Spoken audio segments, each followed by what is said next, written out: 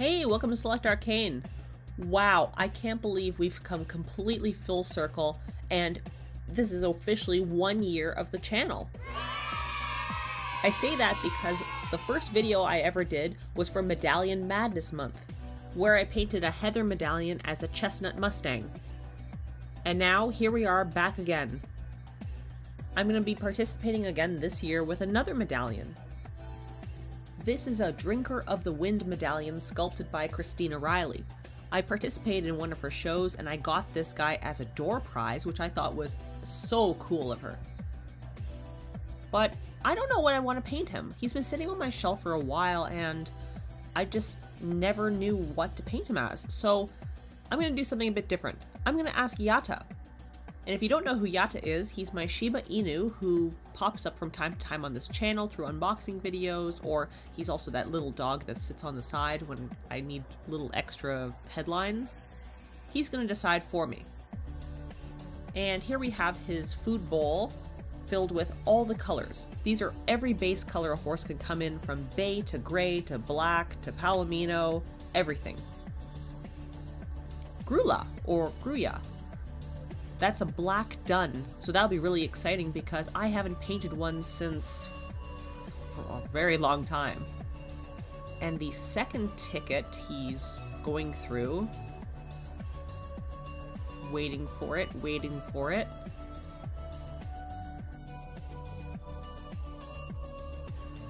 Oh, I'm going to be painting a solid Grula.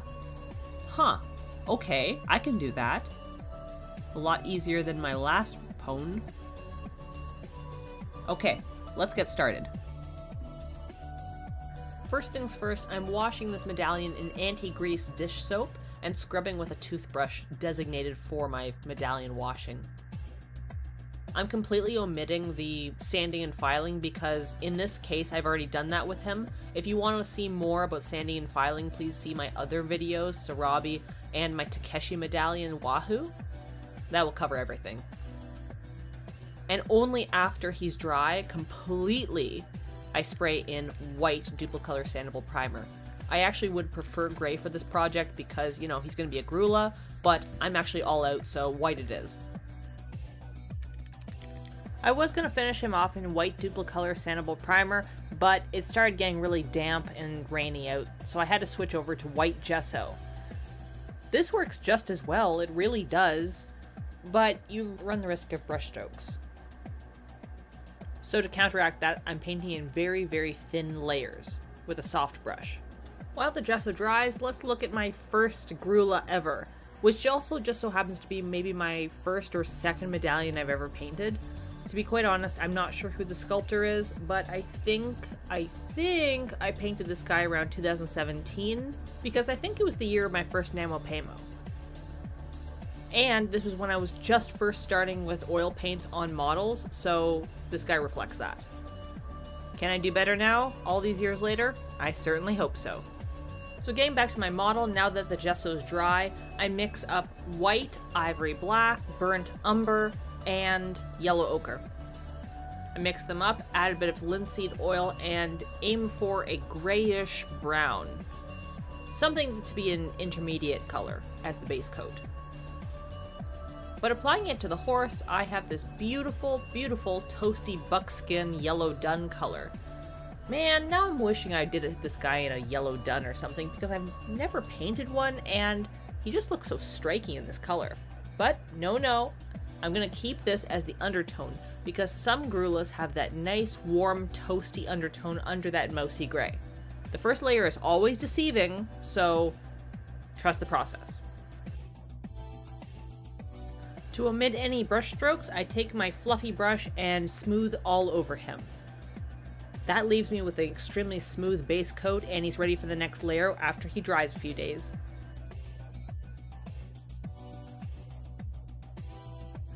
Going into layer 2, I'm doing exactly the same thing. Ivory black, burnt umber, and white. But this time, no yellow ochre because I think that's what turned him a little too yellow dun. I'm hoping that's going to be a bit more gray this time. And as soon as I apply it to the horse, it's looking like it's going in that direction, but somehow pulls off as bay. And at this point, I'm really regretting not getting some gray primer here because that would have made my life so much easier. Why, past self, why? Just as I'm ready to put layer 3 on, I notice dust and hairs all over my model tucked underneath the paint. I don't know how it happened because he was in his drying cabinet, but now I have to go in and fix this. It's annoying, but there is one way to remedy this. I take an X-Acto knife and I start plucking out the dust and hairs individually. And yeah, it does gouge and leave little marks on his finish now. But that's okay. I'm going in with the exact same mixture as layer 2, and I'm going over to even the coat out. Because this is a base layer still, it's not really going to show up in the final product anyways, so don't worry about it. We're almost done with the base coat. Here I'm adding straight white and burnt umber mixed together with a bit of linseed oil to get more of that gray mousiness for the base coat. Currently he's just a little bit too brown and too warm, so we're cooling him down a bit. For layer 4, I'm doing exactly the same as layer 3, except I'm adding a bit of black. So I'm using white, burnt umber, and black, mostly white, to create an even grayer tone to cool him down even more. Next up, I'll be pushing and pulling the values to bring up the highlights and shading, and that will really transform this horse into a lifelike model. At this point, I'm also blocking in the darker areas. So I'm just using black and burnt umber, mostly burnt umber, to block in the dark parts of his muzzle, eyes, and ears. Gorillas can have a lot of contrast in their faces, even up the bridge of their nose, so I'm blocking that in as well. Taking my fluffy brush, I just pat away any extra paint, and that's just going to be the template for his markings. This does not include his white markings, by the way. Finally, after what feels like forever, we're finally going into the highlights and shading. Starting with the highlights, I'm using white, black, and burnt umber, mostly white with a bit of linseed oil, to bring out a almost whitish gray. I'm specifically using such a light contrasty color because it'll show up. And it's going to blend anyways because this is just the first shading layer. For the shading, I'm just using a darker concentration of the white, black, burnt umber combination, and it's not quite dark enough, so I'm adding a lot more black. I'm just going into the crevices and around all that highlight area. I'm concentrating on areas that would be naturally shadowed if the horse was standing in the sun. So crevice of the neck, jaw, and along the back where the horse's head is tilted. I'm deepening up the muzzle color and just building on that first layer by adding black and burnt umber, mostly burnt umber, for the muzzle, eyes, ears, and bridge of the nose. Using my usual fluffy brush, I blend it all together. I'm specifically blending in the highlights first and then going in with a second fluffy brush to blend in the shadows. A smaller fluffy brush goes into the more detailed areas so it doesn't become too muddy. And as you can see, it doesn't actually look like I've built up much contrast at all, and that whitish gray is almost completely dispersed. But that's okay because this is just the first layer of shading. Check this out, we're on layer 6 and we're in the home stretch according to oils anyways. This is going to be my last oil layer. Now that you can see the medallion with the first layer of shading done, isn't he a completely different horse all of a sudden? In this layer, we're going to add the second layer of shading, and that's going to be it. All this time, we've only used 4 colors. We've only used yellow ochre, burnt umber, white, and black.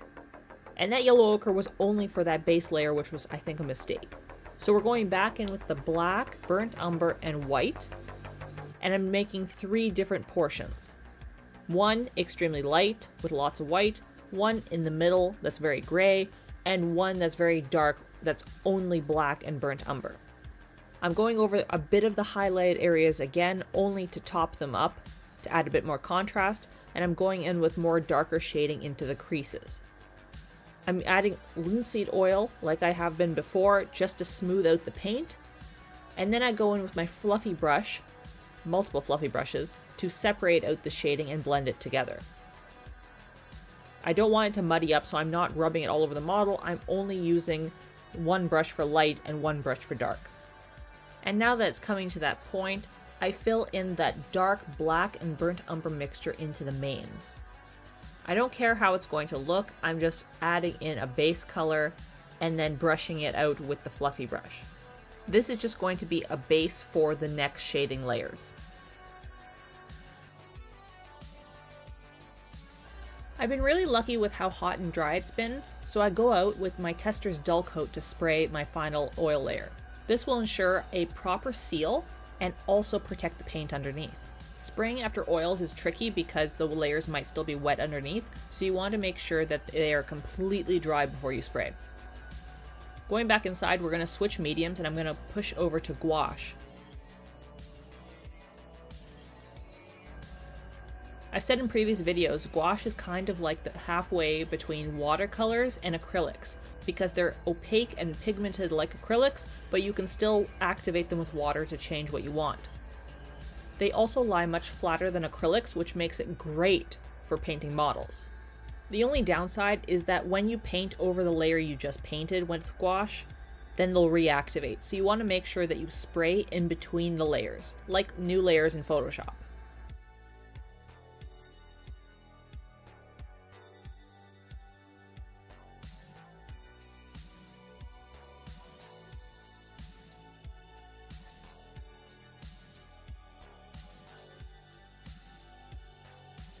Even with the gouache, I'm keeping to my exact color formula using only burnt umber and black for the mane, which I just showed you. For the body, I honestly feel that he's not gray enough, so I add in some burnt umber and white and a little tiny bit of black to bring up the highlights. I really would have done all of the rest of this in oils, but I'm actually pressed for time because Medallion month ends in like 10 days, and I'm going on vacation this weekend. And then I won't be back for the rest of Medallion month and it's over. So, sorry, this has to be a bit of a rush job. I carefully blot where I want the highlights to be and take a damp, fluffy brush just to smooth it out a little bit. Like watercolors, you can sometimes get harsh lines if you don't blend it properly with the gouache. I also take this opportunity to shade the muzzle with a bit of lighter and darker hues, and also highlight the mane a little bit. But like I said, because it keeps reactivating, I have to keep going over it and over it and over it, and I'm going to have to spray in between layers. I didn't video it, but you get the idea already. I went out and I did spray another layer of Testors Dullcote, and now we're going to do something a little bit unconventional. This is my mouse pad, this is a paper towel, and this is liquid frisket. It's a watercolor medium that allows you to block out the white areas that you want to keep. So when you paint it on, it leaves what's underneath completely untouched. A lot of model horse artists actually use this, especially for Appaloosa or Pinto markings, and it's always great for what I'm about to do. It always feels a little bit alarming when I dip my brush in and then start painting over something I just worked so hard on, but you have to trust the process on this. I paint the edges all the way around the medallion with the intention of preserving the paint job I just put on. I'm only doing the edges, I don't need to do the whole thing. Liquid frisket is a latex product, meaning if you have a latex sensitivity, I highly recommend that you do not use this. However, its rubbery nature creates a really nice seal around it so that when water or paint gets over it, you don't spoil what's underneath. Once a rubber border has been created all the way around and once it's dry, and you'll know it's dry because it kind of turns from this peachy orange to glossy clear. A little hard to see, but I think you get the idea. And next, I take Golden Brand Gesso and I paint the back. Originally, when I was prepping this medallion ages ago, I did sand a little bit of the back so I would have a little bit of grip. Without sanding it, it will just slide off. Over multiple layers, I paint a nice base of gesso, and this is taking too long because I have to keep waiting until it dries and then paint the next layer, so here we are, all done. I think you see where I'm going with this at this point. I found a great reference photo from a Colorado State University research study, but there's no credit to the photographer. And I'm going to use that as my reference. This specific part took me an hour and a half to do in one sitting. I'm going to use acrylic paint for this, specifically Golden Brand because I just like it. First I use a pencil to sketch the design I want, and it looks kind of muddy and unclear, but at least it gives me a guide to where I want to go. I really cannot freehand paint. And then I just start blocking in the colors. You know what? Here, I'll let you watch the fast-forwarded version.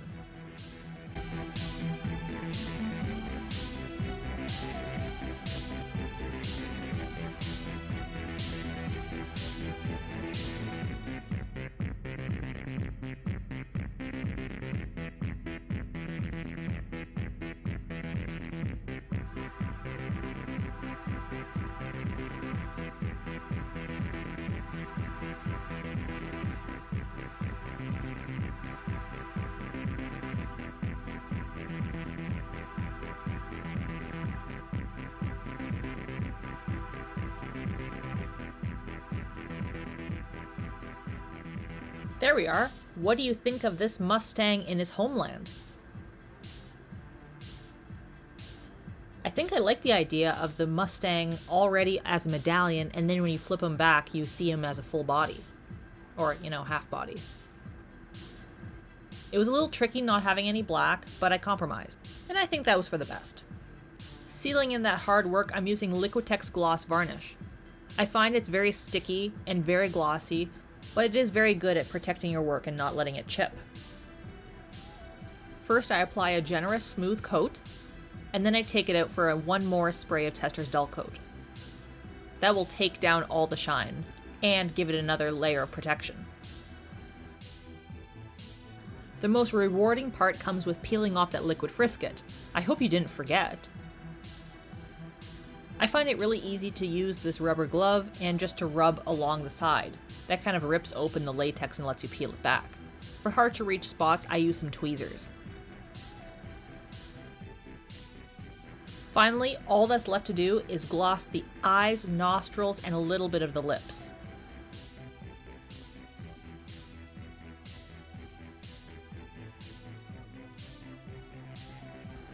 And that's it. I think we're done.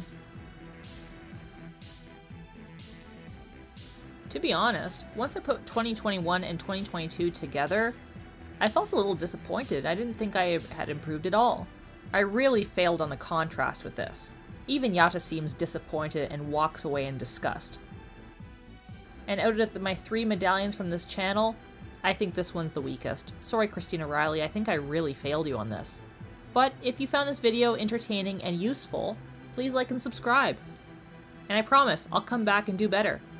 Thanks for watching. Bye!